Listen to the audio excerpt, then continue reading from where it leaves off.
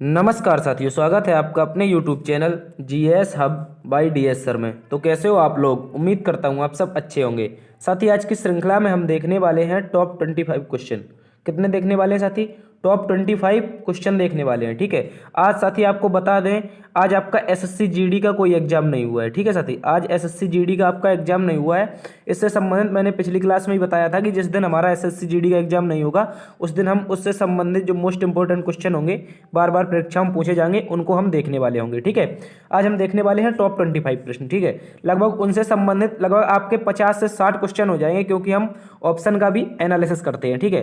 तो चलते हैं आज के पहले क्वेश्चन की तरफ। साथी, सभी का हार्दिक स्वागत है आपके अपने YouTube channel GS hub by DS sir में। देखो साथी, जिन्होंने अभी तक चैनल को सब्सक्राइब नहीं किया है तो प्लीज सब्सक्राइब कर लीजिए। ठीक है। क्योंकि आपको प्रतिदिन शाम 8 बजे, कब साथी? प्रतिदिन शाम 8 बजे आपके लिए क्लास आती है। ठीक है। जिससे आप जीएस से संबंधित जितनी भी समस्याएं होंगी, जितना भी आपको दुख होगा जीएस से, वो सारा का सारा दूर किया जाएगा। ठीक है। इस क्लास में सभी साथी एक बार से जुड़ जाएंगे, सेशन को शेयर कर देंगे अपने दोस्तों में। ठीक है। सभी का स्वागत है। गुड इवनिंग, जय हिंद, वंदे मातरम। ठीक है। ये तो आपको जोड़ने के लिए किया गया है। ठीक है। आज का मोटिवेशन कोड जो आपको ऊर्जावान बनाएगा और मंजिल के प्रति जागरूक रखेगा। देखो साथी, चाणक्य ने कहा था कि जो तुम्हारे लक्ष्य के अलावा जिस पर भी तुम्हारा ध्यान है, कि तुम्हारे लक्ष्य के अलावा जिस पर भी तुम्हारा ध्यान है वही तुम्हारा परम शत्रु है।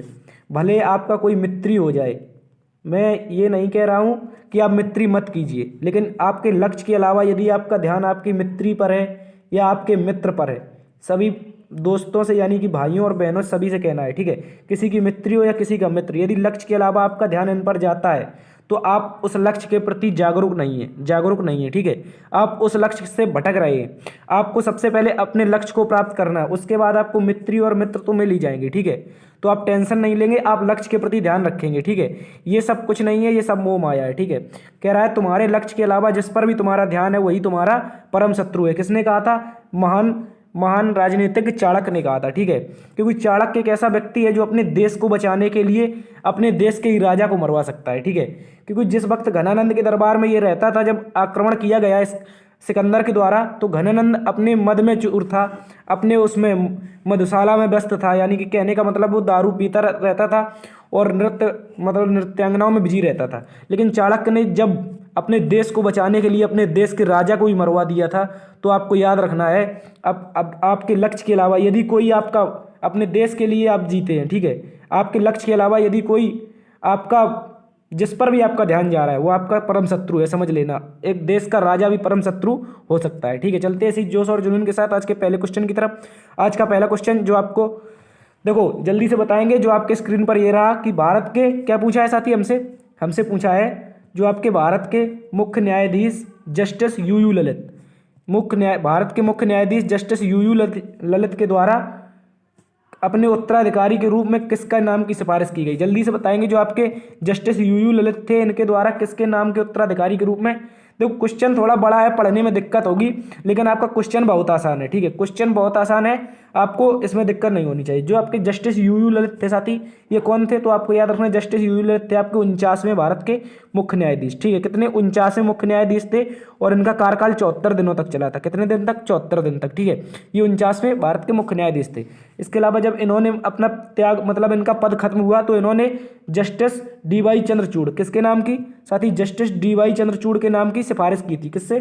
कॉलेजियम से। ठीक है। तो इसको याद रखेंगे, जस्टिस डीवाई चंद्रचूड़। ठीक है। वर्तमान में 50वें नंबर के भारत के चीफ जस्टिस ऑफ इंडिया कौन है?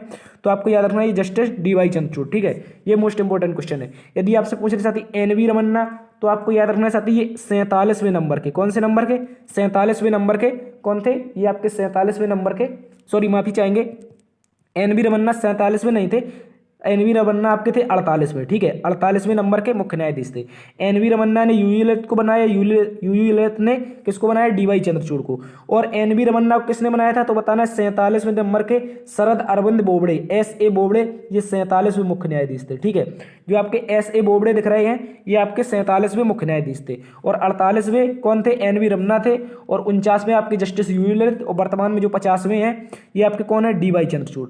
और आपके लिए एक भविष्य का क्वेश्चन बता दूं साथी, जो आपके जस्टिस नगरत्ना दिख रही हैं, ये हो सकता है 2027 में। कब साथी? 2027 में भारत के सुप्रीम कोर्ट की पहली महिला मुख्य न्यायाधीश बन जाए। ठीक है। भारत के सुप्रीम कोर्ट की, ठीक है, सुप्रीम कोर्ट की पहली महिला मुख्य न्यायाधीश बन जाए, इनको भी याद रखेंगे, जस्टिस नगरत्ना का नाम, ठीक है। ये भारत की अब वर्तमान में डीवाई चंद्रचूड़ के बाद सबसे जो क्या बोलते हैं उनको सीनियर हैं, तो वही जस्टिस नगरत्ना है, ठीक है। इसके अलावा आप बताएंगे जल्दी से, जो आपके सुप्रीम कोर्ट तो हो गया, पहली महिला अभी तक नहीं बनी, जस्टिस नगरत्ना बनेगी, ठीक है, ये इनका ही संभावना है। लेकिन आप बताएंगे हाई कोर्ट की प्रथम महिला मुख्य न्यायाधीश कौन थी, जल्दी से बताएंगे, जल्दी से बता देंगे हाई कोर्ट की प्रथम महिला मुख्य न्यायाधीश कौन थी और किस राज्य की थी, ठीक है। ये आपके लिए होमवर्क क्वेश्चन है, आप करके लाएंगे इसको, ठीक है। चलते हैं अगले क्वेश्चन की तरफ। साथ ही आपसे पूछा है भारत में सिविल सेवा दिवस कब मनाया जाता, क्या पूछते हैं, भारतीय सिविल सेवा दिवस कब मनाया जाता है, जल्दी से बताएंगे। जो भारतीय सिविल सेवा दिवस है इसको कब मनाया जाता है, तो साथी आपको याद रखना है ये मनाया जाता है आपका 21 अप्रैल। कब मनाया जाता है साथी, 21 अप्रैल। 21 अप्रैल को ही क्यों मनाया जाता है, ये क्वेश्चन आना चाहिए दिमाग में, 21 अप्रैल को ही क्यों मनाया जाता है, तो बताना है साथी, भारत के गृह मंत्री कौन साथी, सरदार पटेल, भारत के पहले गृह मंत्री सरदार पटेल जी के द्वारा जो आपकी अंग्रेजों के द्वारा आईसीएस की परीक्षा करवाई जाती थी, किसकी, आईसीएस की, ठीक है। आईसीएस की परीक्षा को बदलकर इन्होंने क्या कर दिया था, ये थी इंडियन सिविल सर्विस, लेकिन इन्होंने इसको बदलकर क्या कर दिया था, इंडियन एडमिनिस्ट्रेटिव सर्विस, क्या बना दिया था, इंडियन एडमिनिस्ट्रेटिव सर्विस, ठीक है। आईसीएस की परीक्षा को बदल के क्या कर दिया, 21 अप्रैल 1947, ठीक है, इसको भी याद रखेंगे। भारत के पहले गृह मंत्री कौन थे, सरदार पटेल जी ने, भारत के पहले गृह मंत्री सरदार पटेल ने आईसीएस परीक्षा का नाम 21 अप्रैल 1947 को क्या कर दिया, आईएएस कर दिया, ठीक है, जिससे वर्तमान में क्या बनता है, डीएम, ठीक है। और पहले भी आईसीएस से ही डीएम भी बनता था, ठीक है। तो आपको याद रखना 21 अप्रैल 1947 को जब आईसीएस का नाम आईएएस किया गया, तो इसी दिन भारत का भारतीय सिविल सेवा दिवस मनाने की, मतलब इसकी घोषणा बाद में हुई थी, लेकिन इसी कारण से, यही कारण है कि 21 अप्रैल को हम क्या मनाते हैं, भारतीय सिविल सेवा दिवस, ठीक है। ये मोस्ट इंपोर्टेंट क्वेश्चन है। इसके अलावा साथी आपको याद रखना है जो 8 जून है, ठीक है, ये 8 जून है, इस दिन मनाते हैं विश्व महासागर दिवस, क्या मनाते हैं, विश्व महासागर दिवस, ठीक है। सभी साथी एक बार से जुड़ जाएंगे, सेशन को शेयर कर देंगे, ठीक है, जल्दी सेशन को शेयर कर देंगे दोस्तों में। विश्व महासागर दिवस 8 जून को मनाया जाता है। इसके अलावा 16 सितंबर याद रखना है आपको, विश्व ओजोन संरक्षण दिवस, क्या मनाया जाता है, विश्व ओजोन संरक्षण दिवस, ठीक है। विश्व ओजोन संरक्षण दिवस क्यों मनाते हैं, तो आपको बताना है साथी, संरक्षण दिवस ये क्यों मनाते हैं, ठीक है। मनाया तो जाता 16 सितंबर को, लेकिन मनाते क्यों, तो बताना 1987 में एक प्रोटोकॉल हुआ था, कहाँ पर, मॉन्ट्रियल कनाडा में, ओजोन के संरक्षण के लिए मॉन्ट्रियल कनाडा में 1987 में एक प्रोटोकॉल हुआ था, जिसे मॉन्ट्रियल प्रोटोकॉल के नाम से जानते हैं। इसी कारण हम 16 सितंबर को हम क्या मनाते हैं, विश्व ओजोन संरक्षण दिवस। इसके अलावा साथी आपको याद रखना है 23 जून का मतलब क्या होता है, तो याद रखना है इस दिन इंटरनेशनल ओलंपिक कमेटी, क्या, आईओसी, इंटरनेशनल ओलंपिक कमेटी की स्थापना हुई थी, ठीक है। कब हुई थी, तो बताना 23 जून 1894, कब, 23 जून 1894, ठीक है, इसी दिन हुई थी। कहाँ पर हुई थी, तो बताना साथी, पेरिस में, ठीक है। ये आपको मोस्ट इंपोर्टेंट क्वेश्चन है, 23 जून 1894 इंटरनेशनल ओलंपिक कमेटी की स्थापना हुई थी, कहाँ पर, पेरिस में। लेकिन यदि यहीं पर पूछ लिया आपसे इसका हेडक्वार्टर कहाँ है, तो आपको याद रखना है साथी, इसका हेडक्वार्टर लुसाने में, ठीक है। स्थापना तो इसकी पेरिस में हुई थी, लेकिन आपका हेडक्वार्टर कहाँ पर है, आपका लुसाने में, ठीक है, इसको याद रखेंगे, मोस्ट इंपोर्टेंट क्वेश्चन है। चलते हैं अगले क्वेश्चन की तरफ। अगला क्वेश्चन साथी हमसे कह रहा है भारतीय मुद्रा कोष का अंतर्राष्ट्रीय मुद्रा कोष का मुख्यालय कहाँ है, यानी कि आईएमएफ का जो हेडक्वार्टर है ये कहाँ पर है, तो आपको याद रखना है साथी, आईएमएफ और वर्ल्ड बैंक। जब वर्ल्ड बैंक का नाम आए तो आईएमएफ याद रख लेंगे, और जब आईएमएफ का याद आए तो वर्ल्ड बैंक, दोनों याद रखेंगे, क्योंकि इनको कहते हैं साथी जुड़वा बहन, क्या कहते हैं, जुड़वा बहन, ठीक है, जुड़वा बहन इनको कहते हैं। जुड़वा बहन क्यों कहते हैं, तो बताना ब्रेटन वुड्स सम्मेलन में साथी, ब्रेटन वुड्स सम्मेलन अमेरिका में इनकी स्थापना हुई थी, ठीक है, यूएसए में ब्रेटन वुड्स सम्मेलन में 1944 में इनकी स्थापना हुई थी, ठीक है। लेकिन आईएमएफ ने कार्य करना प्रारंभ किया तो 1945 से, ठीक है, इसको याद रखेंगे। और वर्ल्ड बैंक ने कब से किया था, तो ये 1944 से ही कार्य करना प्रारंभ कर चुकी थी, ठीक है। लेकिन आईएमएफ ने जो कार्य करना प्रारंभ किया था 1945 था, ठीक है, इसको याद रखेंगे। ब्रेटन वुड्स सम्मेलन था, जुड़वा बहन कहते हैं, और इसका हेडक्वार्टर पूछा है आपसे, क्या पूछा है साथी, हेडक्वार्टर। तो बताना इसकी स्थापना अमेरिका में हुई थी, इसलिए इसका हेडक्वार्टर कहाँ है, वाशिंगटन डीसी में, कहाँ पर, वाशिंगटन डीसी, इसको याद रखेंगे। इसके अलावा साथी आपसे पूछ ले जिनेवा, तो आपको कुछ हेडक्वार्टर याद रखने हैं जो बार बार पूछे जाते हैं, और वो कहाँ है, वो जिनेवा में, ठीक है। एक तो आपका इंटरनेशनल लेबर ऑर्गेनाइजेशन, यानी कि अंतर्राष्ट्रीय श्रम संगठन, ठीक है। इसके अलावा आपको याद रखना है WHO, क्या, एक मिनट साथी, इसके अलावा आपको याद रखना है WHO, ठीक है, क्या याद रखना है, WHO। इसके अलावा साथी आपको याद रखना है WHO है रेड क्रॉस का नाम सुना होगा आपने। रेड क्रॉस की स्थापना कब हुई थी, जल्दी से कमेंट बॉक्स में छाप के बता देंगे, ठीक है, कमेंट बॉक्स में जल्दी से छाप के बताएंगे रेड क्रॉस की स्थापना कब हुई थी, ठीक है। रेड क्रॉस हो गया, WHO हो गया, ILO हो गया, और इसके अलावा हो गया वर्ल्ड ट्रेड ऑर्गेनाइजेशन, क्या हो गया WTO, इसको भी याद रखेंगे। इनका हेडक्वार्टर कहाँ पर है, इनका हेडक्वार्टर है आपका जिनेवा में, ठीक है। रेड क्रॉस की स्थापना पूछ रही तो बताना साथी 1863 में, कब हुई थी, 1863 में हेनरी ड्यूनेंट ने की थी, ठीक है, इसको याद रखेंगे। इसके अलावा आपसे पूछ ले पेरिस में किसका मुख्यालय है, तो बताना साथी यूनेस्को का, किसका, यूनेस्को का। ये वही साथी यूनेस्को है जो विरासतों यानी कि इमारतों का संरक्षण करता है, ठीक है, जो विश्व विरासत होती है उनका संरक्षण करता है कौन है, यूनेस्को। इसका हेडक्वार्टर कहाँ पर है, पेरिस में। इसके अलावा याद रखना लूसान है, तो अभी आपको क्या बताया, IOC इंटरनेशनल ओलंपिक कमेटी का हेडक्वार्टर कहाँ पर है, लूसान है, ठीक है। इसको याद रखेंगे। जो IMF है, इसमें IMF पूछ ले, देखो साथी आपको याद रखना IMF या वर्ल्ड बैंक दोनों का मुख्यालय कहाँ, वाशिंगटन DC। और आपको याद रखना IMF में 5 देशों की मुद्राएं शामिल है। एक तो आपका रूबल है, कौन सा, रूबल, रूबल कहाँ का है, रसिया का। इसके अलावा आपका युवान, क्या है, युवान, युवान कहाँ की है, चाइना की। इसके अलावा आपका है, आपको याद रखना है डॉलर, युवान, पाउंड और कौन सा है, यूरो, ठीक है। और डॉलर, युवान, पाउंड, यूरो और रूबल, ये 5 मुद्राएं कहाँ पर हैं, IMF में, ठीक है, इसको याद रखेंगे। इस चलते अगले क्वेश्चन की तरफ। अगला क्वेश्चन हमसे कह रहा है अगस्तमाला बायोस्फीयर रिजर्व कहाँ पर है। जल्दी सभी साथी बताएंगे अगस्तमाला बायोस्फीयर रिजर्व कहाँ पर है। तो आपको याद रखना है साथी, जो आपका ये अगस्तमाला बायोस्फीयर रिजर्व है ये आपका है केरल में। कहाँ पर साथी, केरल में, ठीक है। केरल में क्या है, अगस्तमाला बायोस्फीयर रिजर्व, ठीक है। इसके अलावा याद रखेंगे यहीं पर है आपका साइलेंट वैली नेशनल पार्क, क्या है साथी, साइलेंट वैली नेशनल पार्क, क्या है, साइलेंट वैली नेशनल पार्क कहाँ पर है, केरल में, ठीक है। इसके अलावा आप तेलंगाना से याद रखेंगे, तेलंगाना में 2-3 नेशनल पार्क आप याद रख लेंगे। जैसे आपसे पूछे मुर्गाबानी, क्या पूछे, मुर्गाबानी, ये मुर्गाबानी नहीं है, ये मुरुगाबानी है, ठीक है, मुरुगाबानी नेशनल पार्क, ये तेलंगाना में। इसके अलावा आपको याद रखना है साथी महावीर हरीना वनस्थली, क्या नाम है, महावीर हरीना वनस्थली नेशनल पार्क, ठीक है। वनस्थली नेशनल पार्क ये कहाँ पर है, ये भी आपका कहाँ पर है, तेलंगाना में, ठीक है। इसके अलावा आप याद रख लेंगे जो आपके तमिलनाडु क्षेत्र हो जाएगा, इसमें आपका मुकुर्ती राष्ट्रीय उद्यान, क्या नाम है इसका, मुकुर्ती राष्ट्रीय उद्यान कहाँ पर है, ये आपका तमिलनाडु में हो जाएगा। इसके अलावा मुदुमलाई, ठीक है, मुदुमलाई नेशनल पार्क कहाँ हो जाएगा, मुदुमलाई नेशनल पार्क ये आपका तमिलनाडु में हो जाएगा। इसके अलावा क्या हो जाएगा, अन्नामलाई नेशनल पार्क, क्या हो जाएगा, अन्नामलाई नेशनल पार्क ये कहाँ हो जाएगा साथी, ये भी आपका कहाँ हो जाएगा, तमिलनाडु में, ठीक है, इसको याद रख लेंगे अच्छे से। इसके अलावा साथी आपसे पूछ ले कर्नाटक, क्या पूछ ले, आपसे पूछ ले कर्नाटक के नेशनल पार्क, तो कई बार कराया है, जैसे बनेरघट्टा हो गया आपका, बनेरघट्टा नेशनल पार्क। इसके अलावा कौन सा हो गया, आप बताएंगे बांदीपुर नेशनल पार्क, ठीक है, बांदीपुर नेशनल पार्क। इसके अलावा बताएंगे नागरहोल नेशनल पार्क, ठीक है, नागरहोल नेशनल पार्क ये कहाँ पर है, सभी के सभी आपके कर्नाटक में, ठीक है। तो अगस्तमाला बायोस्फीयर रिजर्व पूछा है हमसे, तो बताएंगे साथी ये केरल में, ठीक है, इसी में आपका साइलेंट वैली नेशनल पार्क। चलते हैं अगले क्वेश्चन की तरफ। अगला क्वेश्चन हमसे कह रहा है महात्मा गांधी, क्या पूछा साथी, महात्मा गांधी जी की द्वारा लिखी गई पहली पुस्तक कौन थी। देखो यहाँ पर पुस्तकें तो 2-3 महात्मा गांधी की हैं, आप बताएंगे इनमें से जो पहली पुस्तक थी ये महात्मा गांधी ने कब लिखी थी, ठीक है। तो आपको याद रखना है, जैसे आपसे पूछ ले सत्य के साथ मेरे प्रयोग ये कब लिखी गई, यदि पूछे सत्य के साथ मेरे प्रयोग कब लिखी गई, तो बताना साथी ये लिखी गई 1925 में, कहा 1925 में, ठीक है। इसके अलावा हिंद स्वराज पूछे तो बताना 1909 में, ठीक है, 1909 में, ठीक है। इसके अलावा पूछे मेरे सपनों का भारत, तो बताना ये साथी महात्मा गांधी की नहीं है, ये APJ अब्दुल कलाम की, किसकी, APJ अब्दुल कलाम, ठीक है, APJ अब्दुल कलाम की कौन है, मेरे सपनों का भारत। इसके अलावा पूछे आरोग्य की कुंजी या स्वास्थ्य की कुंजी, ये महात्मा गांधी ने लिखी थी 1942 में, ठीक है। आप बताएंगे सबसे पुरानी पुस्तक कौन है, तो इसका आंसर क्या हो जाएगा, हिंद स्वराज पुस्तक, ठीक है। हिंद स्वराज पुस्तक जो टोटल क्वेश्चन आंसर शैली में लिखी है, ये किसने लिखी है, तो महात्मा गांधी जी ने 1909 में इसको लिखी है, ठीक है, इसको याद रखेंगे। चलते हैं अगले क्वेश्चन की तरफ। अगला क्वेश्चन हमसे कह रहा है प्रधानमंत्री युवा कौशल योजना की शुरुआत किस मंत्रालय ने की, जल्दी से बताएंगे। जो प्रधानमंत्री युवा योजना है इसकी शुरुआत किस मंत्रालय के द्वारा की गई है, तो आपको याद रखना है साथी इसकी शुरुआत हुई है शिक्षा मंत्रालय के द्वारा, ठीक है, शिक्षा मंत्रालय के द्वारा। आपसे पूछे क्यों की गई है, तो साथी आपको याद रखना है जैसे युवा है, जैसे हम आप हैं, तो हम आप जो लेखन का कार्य करते हैं, क्या करते हैं, लेखन, ठीक है, लेखन करते हैं हम लोग, तो इस लेखन को प्रोत्साहन देंगे, क्या देंगे, प्रोत्साहन।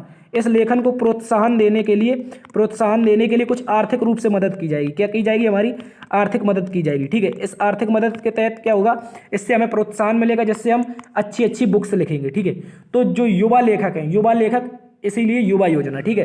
किसने शुरू की है? तो शिक्षा मंत्रालय ने, ठीक है। खेल मंत्रालय पूछ ले इसके मंत्री कौन है? तो वर्तमान में आपको याद रखना अनुराग ठाकुर। कौन है साथी? अनुराग ठाकुर खेल मंत्रालय के मंत्री है, ठीक है। इसके अलावा आपसे पूछ ले स्वास्थ्य मंत्री कौन है? तो आपको याद रखना मनसुख मांडविया। कौन है साथी? मनसुख मंडाविया, ठीक है। मनसुख मंडाविया आपके कौन है? स्वास्थ्य मंत्री है, ठीक है। इसके अलावा शिक्षा मंत्री कौन है? तो आपके याद रखना साथी धर्मेंद्र प्रधान। कौन है साथी? धर्मेंद्र प्रधान जी, जो वर्तमान में है ये आपके शिक्षा मंत्री, ठीक है।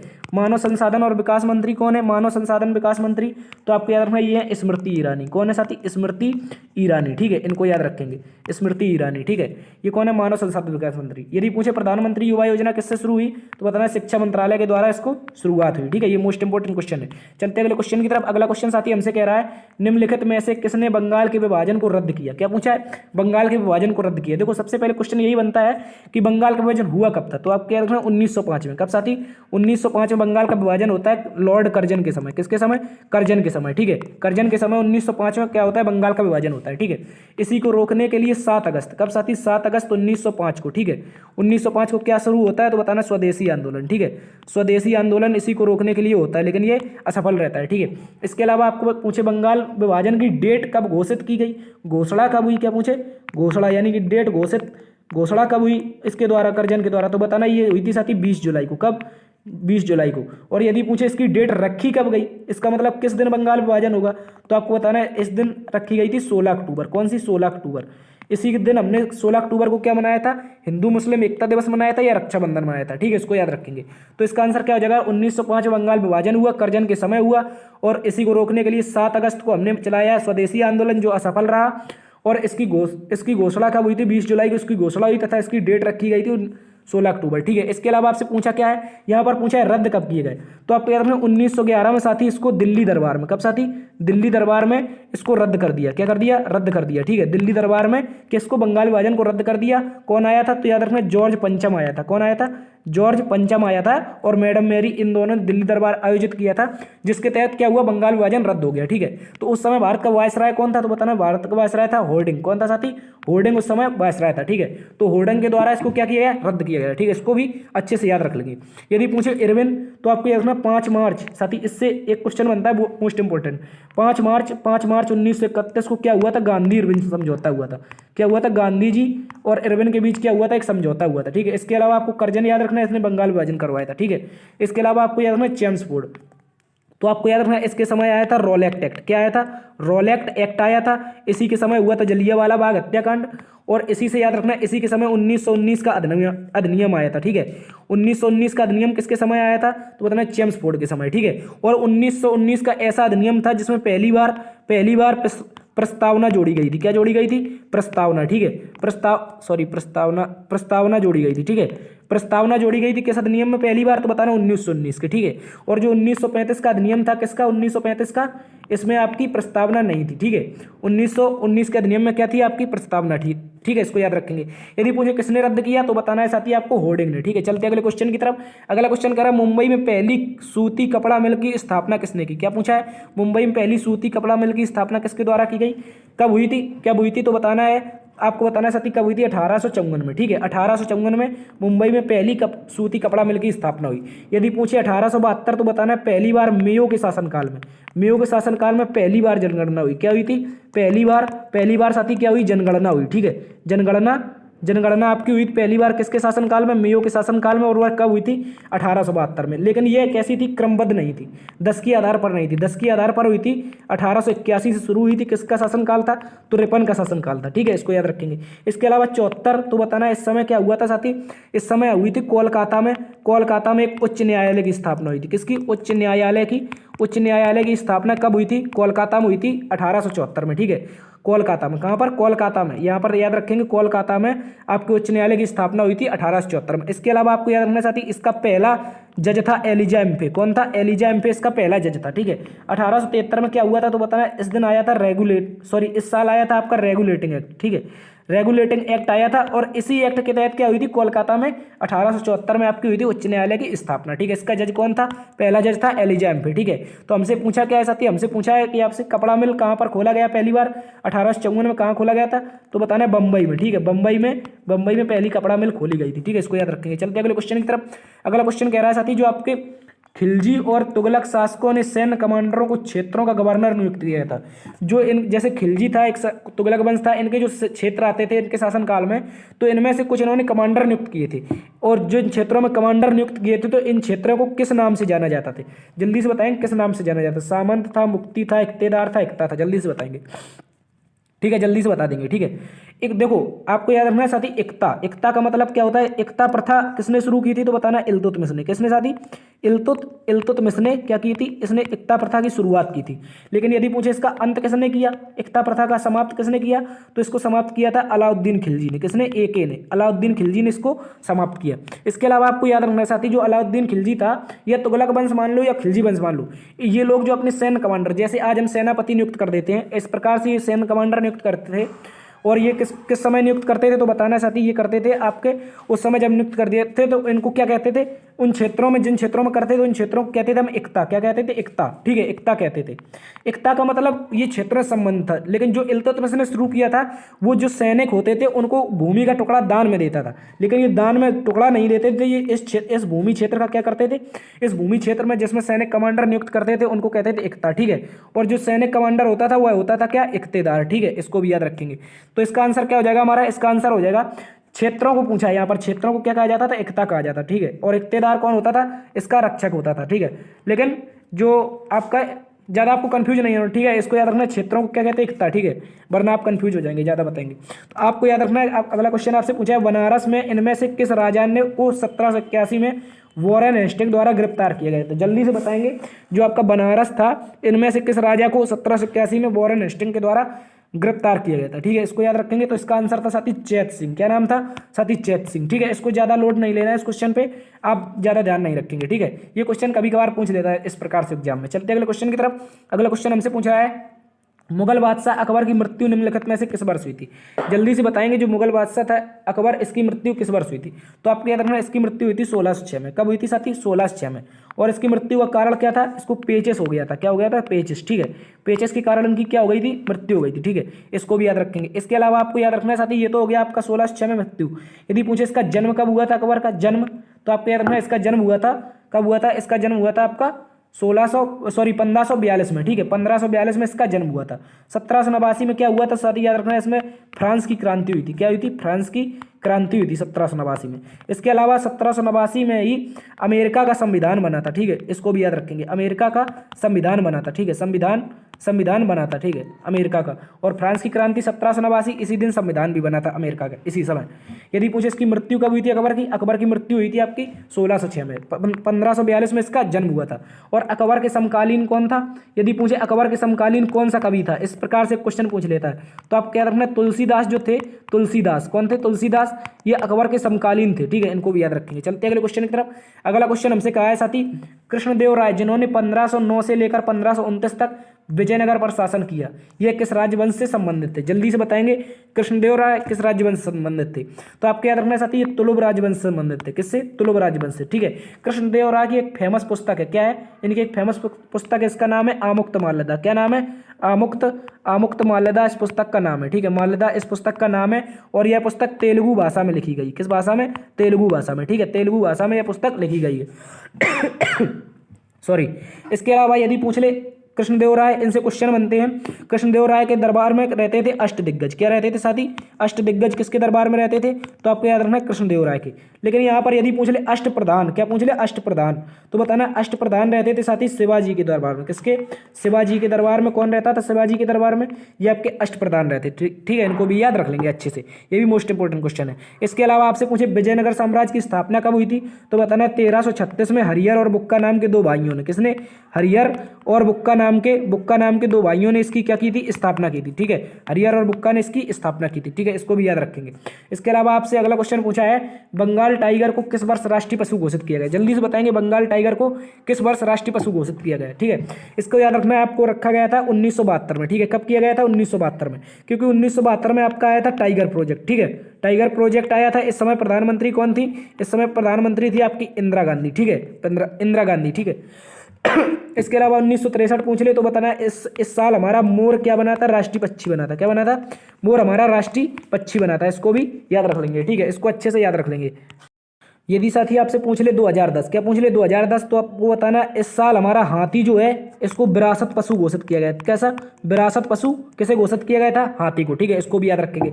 इसके अलावा जो आपका 1969 है, इस समय हमारा शेर राष्ट्रीय पशु घोषित हुआ था। क्या 1969 में शेर राष्ट्रीय पशु घोषित हुआ था, परंतु 3 साल के बाद ही किसको? टाइगर को। शेर के 3 साल बाद ही टाइगर को क्या कर दिया गया था? राष्ट्रीय पशु घोषित किया गया था। ठीक है, इसको भी याद रख लेंगे अच्छे से। इसका आंसर क्या हो जाएगा हमारा? टाइगर, बंगाल टाइगर को किस वर्ष राष्ट्रीय पशु घोषित किया गया? तो 1972 में। ठीक है, टाइगर प्रोजेक्ट आया था 1972 में। ठीक है, इसको भी याद रखेंगे। 1963 में मोर राष्ट्रीय पक्षी बना। 2010 में हाथी आपका विरासत पशु बना। इसके अलावा 1969 था, इस समय शेर आपका क्या बना था? राष्ट्रीय पशु बना था। ठीक है, लेकिन ज्यादा दिन 3 साल के बाद टाइगर को बना दिया गया था। चलते हैं अगले क्वेश्चन की तरफ। अगला क्वेश्चन साथी हमसे पूछा है, निम्नलिखित में से कौन सा एक महासागर गतिविधियों से संदर्भित नहीं करता? जल्दी से बताएंगे, जो आपका महासागर गतिविधियां हैं इनसे संदर्भित कौन नहीं करता? जल्दी से बता देंगे। ठीक है, यदि पूछे कौन नहीं करता है तो आपको याद रखना साथी ये है परावर्तन। क्या परावर्तन किस में होता है? सभी को पता है साथी, प्रकाश में होता है। ठीक है, किस में होता है? प्रकाश में आपका क्या होता है? परावर्तन होता है। इसके अलावा साथी आपसे पूछ ले, क्या पूछ ले? तरंग। तरंग तो देखो लहरें उठती हैं, इनको क्या कहते हैं? तरंग। ज्वार भाटा भी समुद्र में आते हैं, और धाराएं भी महासागरीय धाराएं, आपने नाम सुना होगा। क्या नाम सुना होगा? महासागरीय धाराएं। महासागरीय धाराएं जैसे गर्म धारा, ठंडी धारा, इस तरह से होती हैं। और आप एक क्वेश्चन छाप के बताएंगे, जो क्यूरोसियो की धारा है, किसकी? क्यूरोसियो की धारा, ये कैसी धारा है? ठीक है, क्यूरोसियो की धारा जो है ये कैसी है? ठंडी है या गर्म है? ये आपके लिए एक और होमवर्क क्वेश्चन रहा है। ठीक है, इसको भी आप कमेंट बॉक्स में क्लास खत्म होने के बाद बता देंगे। ठीक है, इसके अलावा आपसे पूछा महासागरीय गतिविधियों संबंधित नहीं है, मतलब परावर्तन संबंधित नहीं है। चलते अगले क्वेश्चन की तरफ। अगला क्वेश्चन साथी हमसे कह रहा है, थार रेगिस्तान की सबसे लंबी नदी कौन है? जल्दी से बताएंगे, जो आपका थार रेगिस्तान है इसकी सबसे लंबी नदी कौन है? ठीक है, तो आपको याद रखना है, जो आपका थार रेगिस्तान है साथी, इसकी सबसे लंबी नदी कौन हो जाएगी? लूनी हो जाएगी। क्या हो जाएगी? लूनी इसकी सबसे लंबी नदी हो जाएगी। ठीक है, लूनी इसकी क्या हो जाएगी? इसकी सबसे लंबी नदी हो जाएगी। ठीक है, यदि आपसे पूछ ले साथी, क्या पूछ ले? लूनी ये रेगिस्तान में कितनी दूर बहती है? तो आपको बताना साथी 49 किलोमीटर, लगभग 49 किलोमीटर रेगिस्तान में बहती है। ठीक है, इसको भी याद रख लेंगे। ये अरावली की ये जो लूनी नदी है, कहाँ गई? एक मिनट, ये जो आपकी लूनी नदी है ये अरावली पर्वत से निकलती है। किससे? अरावली पर्वत श्रृंखला से निकलती है, जिसका नाम है पुष्कर। क्या नाम है? पुष्कर चोटी। ठीक है, पुष्कर चोटी से यह निकलती है। ठीक है, पुष्कर घाटी, सॉरी पुष्कर चोटी नहीं होगा, पुष्कर घाटी होगा आपका। क्या होगा? पुष्कर घाटी से यह निकलती है। ठीक है, इसको भी याद रख लेंगे अच्छे से। और कच्छ के रण में, कहाँ पर? कच्छ के रण में इसका क्या हो जाता है? समापन हो जाता है। ठीक है, तो थार की रेगिस्तान की सबसे लंबी नदी कौन हो जाएगी? तो हो जाएगी आपकी लूनी। ठीक है, लगभग 49 किलोमीटर, इसको भी अच्छे से याद रख लेंगे। चलते हैं अगले क्वेश्चन की तरफ। अगला क्वेश्चन हमसे साथी पूछा गया है, होनेक्कल जलप्रपात किस राज्य में स्थित? जल्दी से बताएंगे, जो आपका होनेक्कल जलप्रपात है ये किस राज्य में स्थित है? जल्दी से बता देंगे। ठीक है, यदि पूछे होनेक्कल जलप्रपात किस राज्य में स्थित है, तो आपको बताना साथी ये कहाँ पर है? केरल में। ठीक है, कहाँ पर है होनेक्कल जलप्रपात? जल्दी से बताएंगे। इसका आंसर केरल नहीं होगा। ठीक है, इसका आंसर केरल नहीं होगा। होनेक्कल जलप्रपात किस राज्य में स्थित है? ठीक है, यहाँ पर ऑप्शन ही नहीं है साथी, ऑप्शन ही नहीं है, ये केरल नहीं होगा। ठीक है, केरल नहीं होगा। यहाँ पर आप लगा लेंगे, होनेक्कल जो जलप्रपात है ये तमिलनाडु में। कहाँ पर? तमिलनाडु में। ठीक है, कहाँ पर है साथी? तमिलनाडु में। इसको याद रखेंगे, जो तमिलनाडु है, तमिलनाडु में आपका क्या है? आपका होनेक्कल जलप्रपात है। ठीक है, केरल इसका आंसर नहीं होगा। ठीक है, जल्दी से बताएंगे, जम्मू कश्मीर का नियाग्रा किसे कहते हैं? ये एक और क्वेश्चन जल्दी से कमेंट बॉक्स में छाप दीजिए, जम्मू कश्मीर का नियाग्रा किसे कहते हैं? कर्नाटक में पूछ ले तो आपको बताना है, कर्नाटक में आपका जोग जलप्रपात है। कौन सा? जोग। और कौन सी नदी है? तो बताना है शरावती नदी। ठीक है, शरावती नदी है, और इस पर कौन सा है? जोग जलप्रपात। आप बताएंगे इंद्रावती नदी पर कौन सा जलप्रपात है? इंद्रावती नदी पर कौन सा जलप्रपात है? ये 2 क्वेश्चन और बताएंगे जल्दी। जम्मू कश्मीर का कौन सा जलप्रपात और इंद्रावती नदी पर कौन सा जलप्रपात? ठीक है, जोग आपका हो जाएगा कहाँ पर? शरावती नदी पर, कर्नाटक में। और तमिलनाडु में आपका हो जाएगा होनेक्कल जलप्रपात। ठीक है, होनेक्कल जलप्रपात कहाँ हो जाएगा? तमिलनाडु में। इसको भी अच्छे से याद रखेंगे, तमिलनाडु में है आपका ये। कहाँ पर? तमिलनाडु में आपका कौन सा है? होनेक्कल। ठीक है, केरल ऑप्शन में हो गया था, गलती हो गई थी। ठीक है, चलते हैं अगले क्वेश्चन की तरफ। अगला क्वेश्चन आपसे कह रहा है, सरयू नदी निम्नलिखित में से किस नदी की सहायक नदी है? जल्दी से बताएंगे, जो सरयू नदी है किस नदी की सहायक नदी है? तो आपको याद रखना है, सरयू किसकी नदी है? सरयू एक शारदा की सहायक नदी है। किसकी साथी? सरयू शारदा की सहायक नदी है। इसकी है तो याद रखना है आपको, ये किसकी हो जाएगी? आपकी शारदा की नदी कौन सी हो जाएगी? सहायक सरयू। ठीक है, सरयू को ही किस नाम से जानते हैं? तो बताना, सरयू को घाघरा नाम से जानते हैं। किससे साथी? घाघरा नदी के नाम से। ठीक है, पिंडार नदी किसकी सहायक है ये बता दीजिए। भागीरथी और अलकनंदा, कौन सा थी, भागीरथी और अलकनंदा, क्या साथी, भागीरथी और अलकनंदा नदी कहाँ पर मिलती हैं, तो बताना साथी देवप्रयाग में मिलती हैं। कहाँ पर, देवप्रयाग में मिलती हैं। और इसके कारण क्या बनता है, इसके कारण बनती है हमारी गंगा, क्या बनती है, गंगा नदी भागीरथी और अलकनंदा के मिक्सअप से बनती है, ठीक है, इसको याद रखेंगे। तो सरयू किसकी हो जाएगी, आपकी शारदा की, ठीक है। चलते अगले क्वेश्चन की तरफ। अगला क्वेश्चन साथी हमसे पूछा है निम्नलिखित, क्या पूछा है, भारत के सबसे लंबे पुल ढोला सादिया निम्नलिखित में से किस नदी पर स्थित है, जल्दी से बताएंगे, निम्नलिखित में से किस नदी पर स्थित है ढोला सादिया पुल। आपको याद रखना है ढोला सादिया पुल को ही भूपेन हजारिका पुल के नाम से जानते हैं, किसके, भूपेन हजारिका, किसके साथ ही, भूपेन हजारिका पुल के नाम से जानते हैं ढोला सादिया के पुल को, ठीक है। भूपेन हजारिका के नाम से कैसे जानते हैं, इसी को जानते हैं साथी हम किस नाम से, जल्दी से। तो ढोला सादिया पुल को किस नाम से जानते हैं, तो आपको बताना साथी भूपेन हजारिका पुल के नाम से इसको जानते हैं, ठीक है। किस नदी पर स्थित है, तो बताना साथी ये ब्रह्मपुत्र। देखो यहाँ पर ब्रह्मपुत्र होगा ऑप्शन में तो ब्रह्मपुत्र लगा देंगे। यदि ब्रह्मपुत्र के अलावा आपका ऑप्शन में क्या मिला, लोहित नदी, क्या मिला, लोहित नदी। लोहित नदी जो है साथी, लोहित नदी, ये नदी आपकी ब्रह्मपुत्र की सहायक नदी है, कैसी, ब्रह्मपुत्र की सहायक नदी है लोहित नदी, ठीक है। जो भूपेन हजारिका पुल है ये लोहित नदी पर स्थित है, ठीक है। आपको याद रखना है ब्रह्मपुत्र नदी की सहायक नदी लोहित नदी पर क्या है, भूपेन हजारिका पुल। चूंकि ऑप्शन में लोहित नदी है नहीं तो हम क्या लगाएंगे, ब्रह्मपुत्र लगाएंगे, ठीक है। इसको भी अच्छे से याद रखेंगे। एक क्वेश्चन यदि पूछ ले इसकी लंबाई, क्या पूछ ले इसकी लंबाई कितनी है साथी, लंबाई, तो आपको याद रखना है इसकी लंबाई है लगभग 9.15 किलोमीटर, कितनी, 9.15 किलोमीटर, ठीक है। 9.15 किलोमीटर किसकी लंबाई है, जो आपका ढोला सादिया पुल है, भूपेन हजारिका पुल, इसी की लंबाई कितनी है, 9.15 किलोमीटर, ठीक है। इसको प्रधानमंत्री मोदी जी के द्वारा, कब, प्रधानमंत्री मोदी जी के द्वारा 2017 में इसका क्या हुआ था, उद्घाटन हुआ था, ठीक है। इसका क्या हुआ था, उद्घाटन हुआ था, ठीक है। इसको भी अच्छे से याद रखेंगे। यह अरुणाचल प्रदेश और असम को, एक नदी को जोड़ता है एक दूसरे को, ठीक है। इसको अच्छे से याद रखें। सबसे लंबा पुल कौन सा हो जाएगा भारत का, ढोला सादिया पुल हो जाएगा, ढोला सादिया पुल, ठीक है। किस नदी पर, ब्रह्मपुत्र की सहायक नदी लोहित पर स्थित है। चलते अगले क्वेश्चन की तरफ। अगला क्वेश्चन पूछ ले हमसे, अगला क्वेश्चन पूछा है कि मृदा संरक्षण में, क्या पूछा साथी, निम्नलिखित में कौन सी मृदा की एक विधि है, मृदा संरक्षण की, जल्दी से बताएंगे, जो एक विधि है वह कौन सी है, ठीक है, जल्दी से बताएंगे। रॉक डैम यानी पत्थर के बांध बनाएंगे मृदा संरक्षण रोकने के लिए, या इंटरक्रॉपिंग करेंगे, या शेल्टर बेल्ट करेंगे। तो आपको याद रखना है जो आपके मृदा संरक्षण करना है, हमको क्या करना है, मृदा संरक्षण। तो हमको इससे मृदा संरक्षण से कुछ उपाय याद रखने, क्या क्या कर सकते हैं जिससे मृदा संरक्षण हो सकता है। आपको एक तो भूमि का उद्गार करना है, क्या करना है, भूमि का उद्गार करना है, ठीक है। भूमि का उद्गार, भूमि के उद्गार के अलावा आप याद रखेंगे बाढ़ पर नियंत्रण रखेंगे, क्या करेंगे, बाढ़ पर क्या करेंगे, नियंत्रण रखेंगे, ठीक है। नियंत्रण किस पर रखना है, बाढ़ पर, ठीक है। इससे हमारा भूमि में का संरक्षण होगा। इसके अलावा आप याद रखेंगे हम पेड़ों को लगाएंगे, किसको साथी, पेड़ों को सॉरी, पेड़ों को लगाएंगे, ठीक है, पेड़ों को लगाएंगे। इसके अलावा आपको बताना है सीढ़ीदार खेत बनाएंगे, सीढ़ीदार खेत बनाएंगे जिससे हमारी मृदा संरक्षण यानी मृदा का संरक्षण होगा, ठीक है। मृदा संरक्षण होगा किससे, सीढ़ीदार खेत बनाएंगे, ठीक है। तो इसका ऑप्शन क्या हो जाएगा, हमारा ऑप्शन में दिया है सीढ़ीदार खेत। यदि ऑप्शन में सीढ़ीदार खेत ना होता तो भूमि से उद्गार, भूमि उद्गार करते, बाढ़ पर नियंत्रण करते, पेड़ लगाते हम, और वनों का संरक्षण करते, ठीक है। वृक्षारोपण ज्यादा से ज्यादा करते, यानी कि पेड़ ही लगाते, ठीक है। तो इसका आंसर क्या हो जाएगा, सीढ़ीदार खेत बनाएंगे, ठीक है। इसको भी अच्छे से याद रख लेंगे। चलते अगले क्वेश्चन की। देखो साथी, तो ये थी आज की आपकी क्लास। उम्मीद करता हूँ आपको क्लास पसंद आई होगी। साथी अगर क्लास पसंद आई तो प्लीज़ लाइक, शेयर, और यदि चैनल पर नए हैं सब्सक्राइब जरूर कर लेना, ठीक है। सब्सक्राइब जरूर कर लेना यदि आपने यहाँ तक मुझे धैर्यपूर्वक सुना है और क्लास अगर आपको अच्छी लगी है, ठीक है। अगर 1% भी अच्छी लगी है क्लास तो आपसे यदि एग्जाम से रिलेटेड क्वेश्चन हैं तो आप इसको सब्सक्राइब जरूर करेंगे, ठीक है। सब्सक्राइब कर लेंगे जिससे आपको प्रतिदिन शाम 8 बजे नोटिफिकेशन आया जाए करेगा, जिससे आपकी क्लास होगी, ठीक है। इसको भी अच्छे से याद रख लेंगे। चलते हैं, मिलते हैं अगली वीडियो में। देखते रहिए GS hub by DS sir. तब तक के लिए अपना ख्याल रखना। जय हिंद।